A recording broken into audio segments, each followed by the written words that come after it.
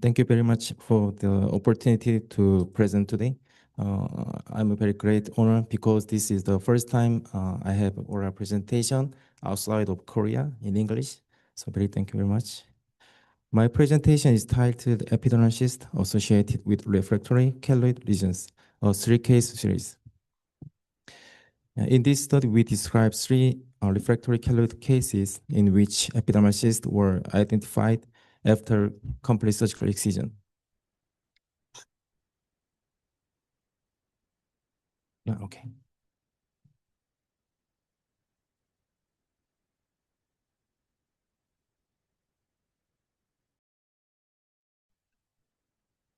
See, yes, it's okay. Check it again. Yeah, check it again. Is it okay? Is it work? No.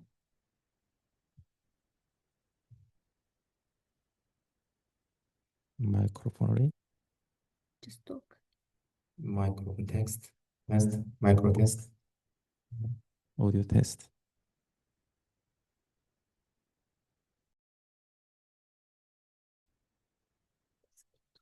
Okay, audio test is okay? Okay, okay. Oh, sorry, but how it start with presentation? Oh, yeah.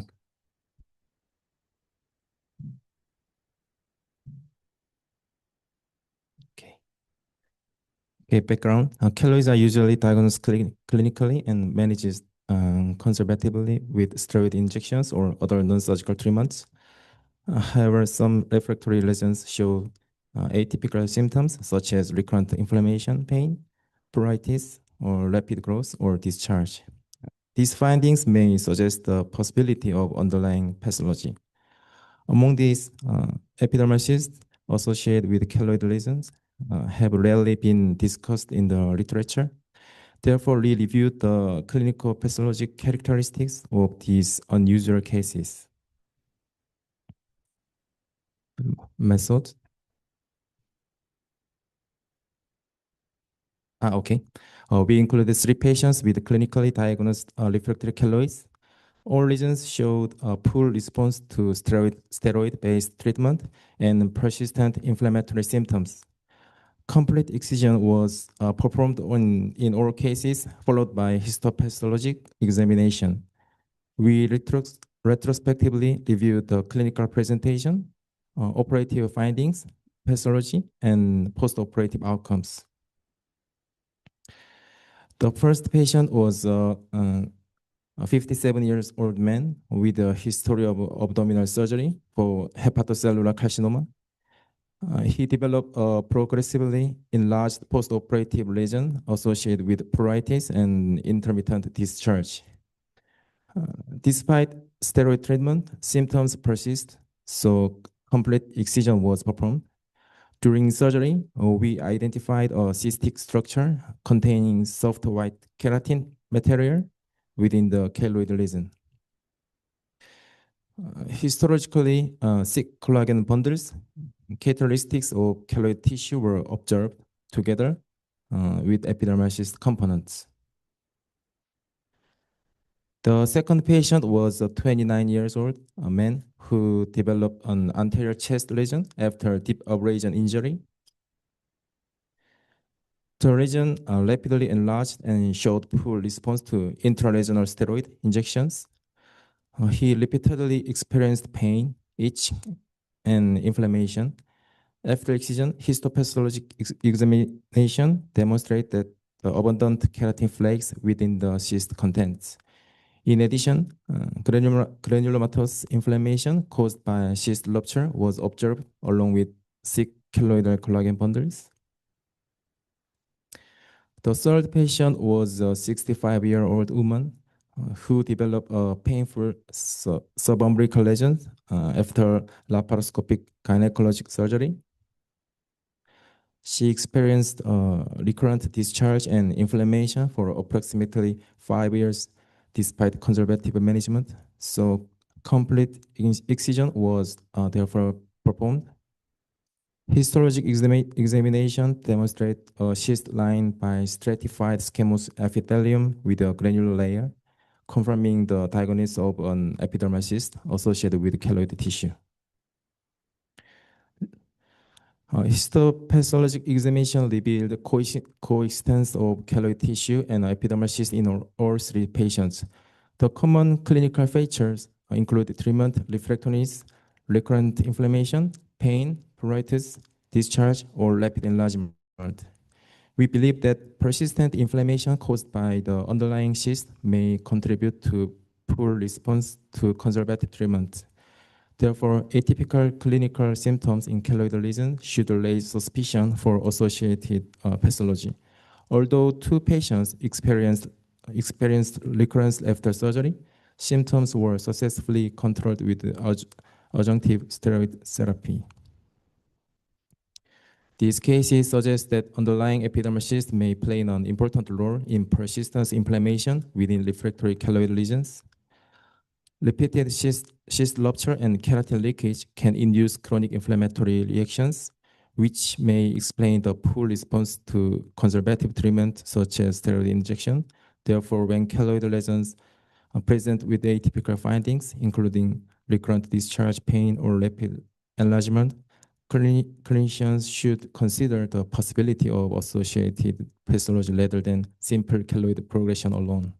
In such cases, complete excision with histopathology evaluation may be useful for both diagnosis and symptom control. In conclusion, refractory keloids accompanied by recurrent inflammation or discharge may harbor underlying epidermal cyst. When atypical symptoms are present, clinicians should consider the possibility of associated pathology rather than regarding the lesion as a simple keloid alone. Complete excision with histopathology confirmation may provide both definitive diagnosis and symptom control. Thank you for your attention.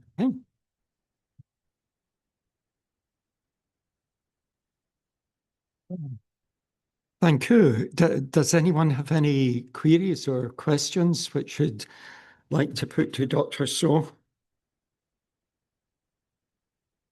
Yes.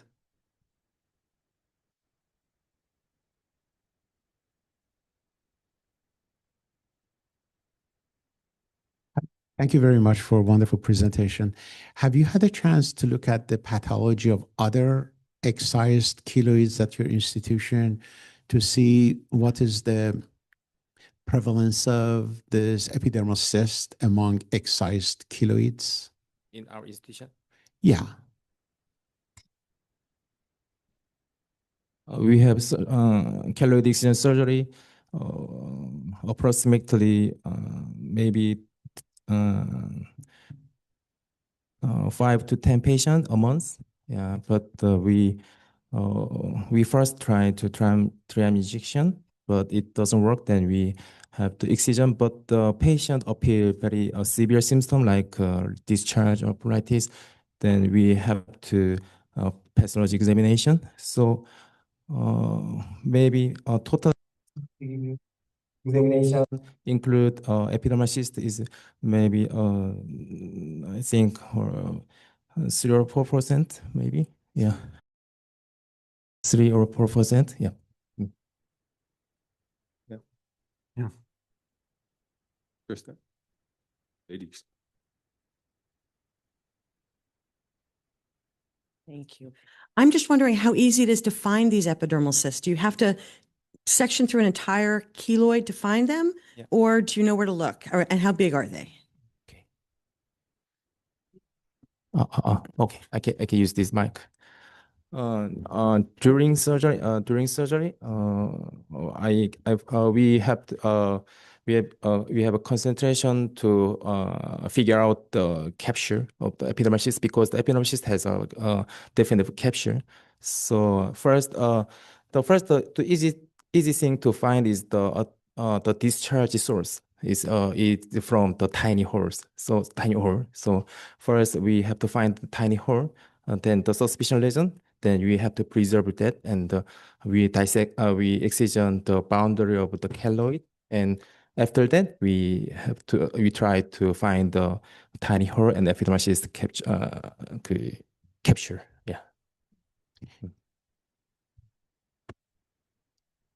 Well, it's not really exactly the same, but another colleague, Alexander, mentioned to me, well, he sees sometimes comedos, and me too, black, large comedos in the keloids. And he asked me, what is the relevance, or is it maybe a driver for continuous inflammation? Any ideas maybe from others in the room? You see it a lot, and then when you exclude it, then the keloid has disappeared, or not completely. But the thing is that the sebum can feed the microbiome, but it can give inflammation as well. What's your thought on that? Or oh, you were asking the question. Okay. There's one. Okay. There's one at the for you. front. I think it can be both ways. Sorry, Frank. There's one at the front. Juliette is our skin therapist, so she knows a lot more about it. Yeah. Okay. Also, what we also recently found, or what we often find actually, is when we inject the keloid, that at the same time some like sebum pops out at like another part of the keloid.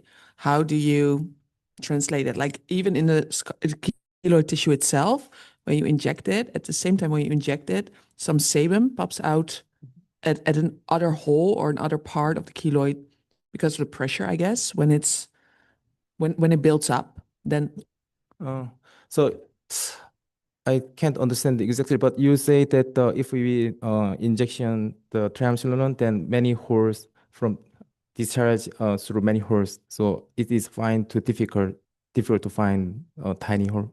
You mean? no. Sorry, I my name is actually not. mean- No, yeah, what I actually mean Yeah. is not from where I inject it, Yeah. not from the hole where I inject Okay, it, yeah. but from other part Mhm. in the keloid, some sebum pops out at the same time when I inject the triamcinolone. That's a common observation. I've observed it many times as Yeah. we're injecting a keloid in one side, from the other side of it, usually from the hair follicles that are remnants there, from the pad, a lot of sebum, whitish, thick material comes out. Yes. So, but when it starts with a small inflammation around a hair follicle, there is sebum also. And when the keloid appears, due to the scar tissue, it occludes the sebum. So it's also possible that because of that occlusion, the sebum is produced and will give an epidermal cyst. Yes, we observe this a lot. And one thing that we are figuring out is that it's like you have a lot of entrapped hair inside your keloid and inside. And sometimes when there is this big keloids on the chest, anterior chest, pre-sternal area, it's very common when they get better. They drain sometimes a lot of, and sometimes there are big hairs, big hair follicles. And during my postdoc, I had a lot of chances to go into histology and do some immunohistochemistry. We used to see a lot of entrapped hair inside the keloid. So this is a true thing. And recently, just this month, I just published a study, a case report where I had a patient with a lot of keloids, like in the beard area, like acne keloidalis, also, and a lot of keloids on the neck area, on the beard. And those keloids actually evolved into a large, fibrosis on the neck. And we treated this patient with adalimumab. And we just had this idea when he started to have some lesions in the axillary area. And we thought, well, this could be hidradenitis in a typical area. And we treated him with adalimumab. And in 3 months, he improved a lot. We reported this. So our government stopped funding adalimumab for a short while last year. The patient stopped taking the medication, and 3 months later, he was with all of the lesions back.